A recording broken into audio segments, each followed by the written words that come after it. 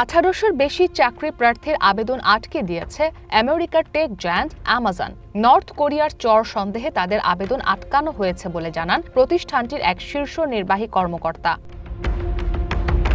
লিঙ্কডিনে দেয়া এক পোস্টে অ্যামাজনের প্রধান নিরাপত্তা কর্মকর্তা স্টিফেন স্মিথ বলেন, নর্থ কোরিয়ানরা চুরি অথবা ভুয়া পরিচয় ব্যবহার করে আইটি চাকরির জন্য আবেদন করার চেষ্টা করে। তাদের লক্ষ্য চাকরিতে যোগ দেয়া, বেতন নেয়া এবং সেই অর্থ দিয়ে তাদের দেশের সরকারের অস্ত্র কর্মসূচিতে তহবিল জোগানো।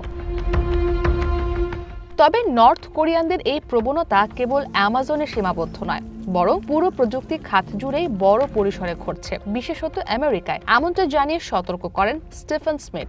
বলেন, গত এক বছরে অ্যামাজনে উত্তর কোরীয়দের চাকরির আবেদন প্রায় 1/3 বেড়েছে। এই এজেন্টরা সাধারণত ল্যাপটপ ফার্ম পরিচালনাকারীদের সঙ্গে কাজ করে। এই ফার্মগুলো আমেরিকায় অবস্থিত হলেও ইন্টারনেটের মাধ্যমে দেশের বাইরে থেকে পরিচালনা করা যায়। ভবিষ্যৎ হোক নিরাপদ, বিনিয়োগ হোক বিশ্বস্ত, আর আমার পছন্দ সল্ট বে। ওয়েলকাম টু সল্ট বে।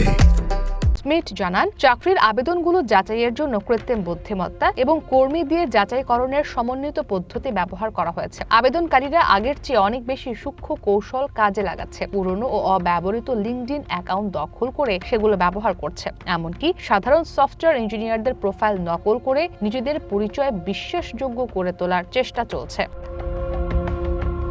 গত জুনে 29টি ল্যাপটপ ফার্ম খুঁজে পাওয়া গেছে, যেগুলো নর্থ কোরিয়ার আইটি কর্মীরা দেশ জুড়ে অবৈধভাবে ব্যবহার করেছিল বলে জানায় আমেরিকা। দেশটির বিচার বিভাগ আরও জানায়, আমেরিকার আইটি কর্মীরা নর্থ কোরিয়ার নাগরিকদের চাকরি পাইয়ে দিতে আমেরিকানদের চুরি করা বা জাল পরিচয় ব্যবহার করত। তাই এক্ষেত্রে আমেরিকার দালালদেরও দোষী সাব্যস্ত করেছে দেশটির বিচার বিভাগ। গত জুলাইয়ে অ্যারিজোনার এক নারীকে 8 বছরের বেশি কারাদণ্ড দেওয়া হয়। তিনি 300টিরও বেশি আমেরিকান কোম্পানিতে নর্থ কোরিয়ার আইটি কর্মীদের রিমোট চাকরি পাইয়ে দিতে ল্যাপটপ ফার্ম পরিচালনা করতেন। বিচার বিভাগ জানায়, এর মাধ্যমে ওই নারী এবং পিয়ংইয়ং প্রশাসন $1.70 কোটি বেশি অবৈধ অর্থ আয় করেছে। ইসরাত মুক্তি, ওয়ান ইন্টারন্যাশনাল ডেস্ক।